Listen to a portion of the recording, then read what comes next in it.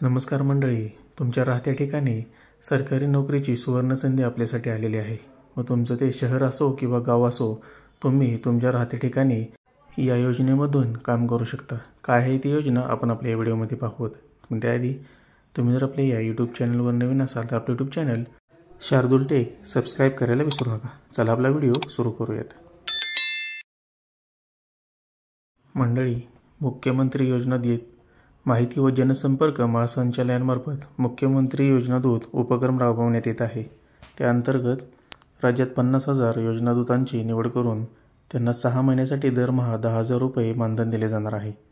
मुख्यमंत्री योजना दूत शासनाच्या लोककल्याणकारी योजनांची माहिती नागरिकांना देण्यात येणार आहे।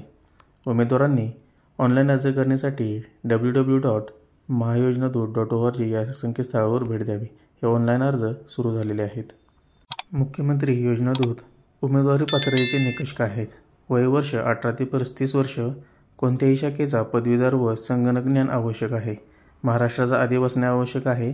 बँक खाते आधार क्रमांक संलग्न असणे अनिवार्य आहे। त्याचबरोबर निवडीसाठी कागदपत्रे काय लागणार आहेत तर विहित नमुन्यातील ऑनलाईन अर्ज, आधार कार्ड, पासपोर्ट साईज फोटो, पदवी प्रमाणपत्र, रहिवासी दाखला, सक्षम यंत्रणेचे सही शिक्क्यासह वैयक्तिक बँक खात्याचा तपशील आणि नोंदणी कालावधी हे 7 सप्टेंबर ते 13 सप्टेंबरपर्यंत राहणार आहे।